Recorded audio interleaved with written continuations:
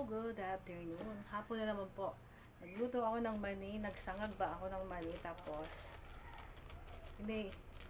inaatado ko siya ng tagli 5 piso. Kaya eto, 3 kilong mani yung sinangag ko para sa pantinda kong mani. Eto po, ganito lang siya. Ito siya kalalaki na. Ayan o, ang dami ko na ginawa. 3 kilo yung sinangag ko para sa pangtinda, pang repack lang siya na tagli 5 piso. Tapos mamaya siguro magsangag ako uli, may 3 kilo uli para naman siya sa peanut butter. Ganun lang po ang aking pandagdag sa aking negosyo, sa aking tindahan. Kaya, konting sipag-sipag lang, kasi pag di nyo sasamahan ng sipag, walang mangyayari. Ang ginagawa ko, may tindahan nga, pero kung may extra naman pwede ipandagdag sa negosyo, pwede naman idagdagan. Kaya ito, nagagawa ako ng peanut butter. Palaman namin sa tinapay, yung mga burger buns na tinapay, binibili ko siya ng 20 pesos isang galon na 6 na piraso laman yan. Tapos pinapalaman namin ng peanut butter, so bintahan na namin yung isa 5 pesos pa rin. Hindi ako nagbebenta ng 6 pesos kasi medyo mahal. Mas mainam na rin yung mura lang, at least yung mga mamimili, yung mga bata na paborito yung tinapay na may palamang peanut butter, dito siya pupunta. Kaya yon. Tapos extra ko pa na dagdag income, gumagawa ako ng polvoron, binabalot-balot ko rin siya. Yun, para medyo social naman tingnan. Umu-order ako sa Lazada ng mga pambalot.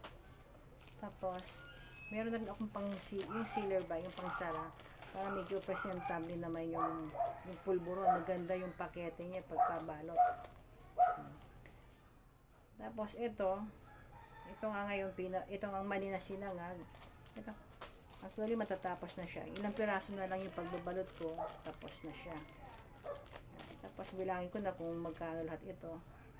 Tapos yung pinagsangagan ko nito ng yung mantika, yung oil nito na pinagsangagan ko nitong mani, yun naman ang gagamitin ko. Sasangag ko rin yung 3 kilong mani para sa peanut butter. Yung oil nun, yun na yung kasama dun sa pagpapagiling. Lagyan lang ng gatas, asukal, saka extra margarine. Special na yun, masarap na yun. Saka yung 3 kilo yung peanut butter, yung mani, dapat nun is ang kilo naman ng asukal niya is 1.5 kilos. Tapos may gatas na rin ako nilalagay, yung powder, kahit Bear Brand or Birch Tree, kahit anong klaseng gatas pwede yung ilagay para medyo yummy yung peanut butter. Masarap siya, malasa. Yun ang pinaka parang special, yung may gatas. Kasi pwede ka magawa ng peanut butter na walang gatas, yung powder. Pwede yung wala, pwede meron, pero mas masarap yung may gatas. Kaya yun, yung simula pag kami nagluto ng mani, gawin namin peanut butter, ipapagiling namin yun. Nakamix na dun yung sugar, yung milk, saka yung star margarine. Yun ang aming tawag ng pampalaman sa tinapay. Tapos bumibili pa rin ako ng Ladies Choice, kasi para dalawa yung choices ng mga bata. Hindi lang bata, matatanda talaga, pang almusal nila. Ayan. Ito, tapos na rin po.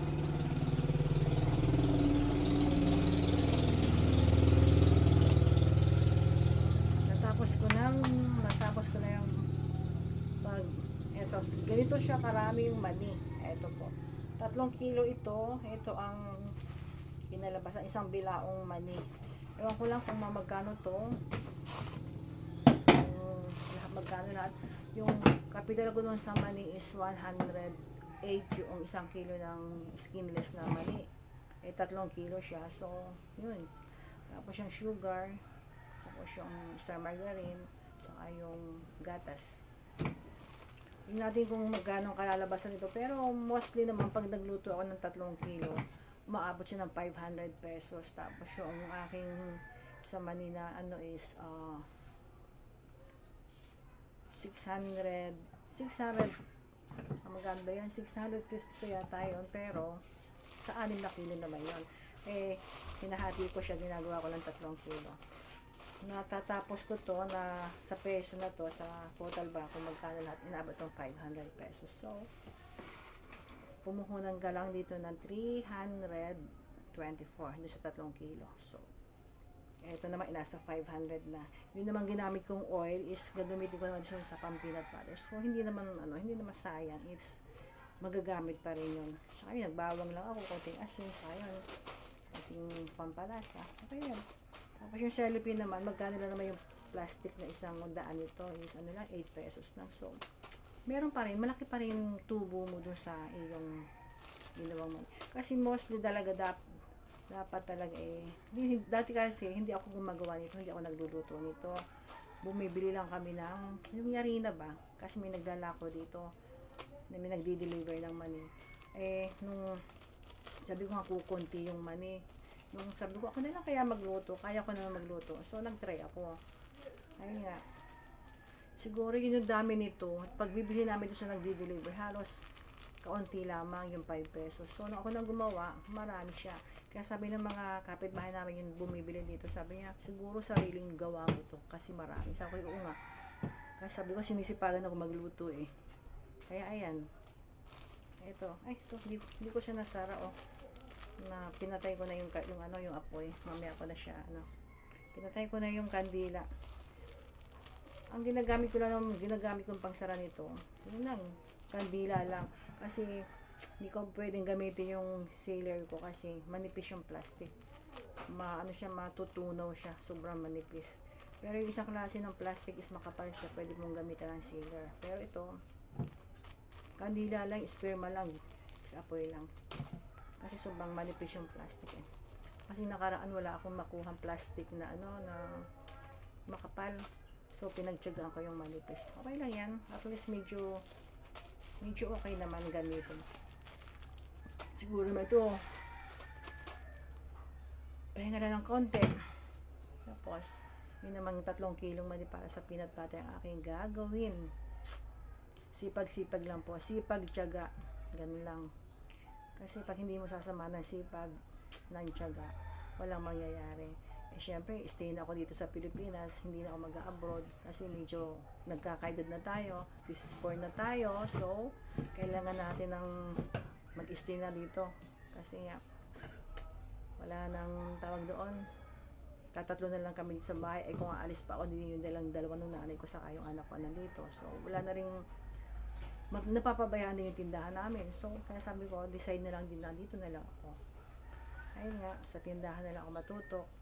Saka yun nga, minsan, pag may nagtawag, kasi nga, on-call caregiver tayo. So, pag may tumawag, may pasyenteng babantayan, ayun, go ako. Kasi sayang din, hindi mo pwedeng aksayahin hanggat malakas ka pa, gaya mo pang trabaho. Sige lang, go. Trabaho nila lang. Kaya naman. Ngayon, pag may tumawag na may pasyenteng maalagaan, talagang talagang nasabak ako. Lalo pa ngayon,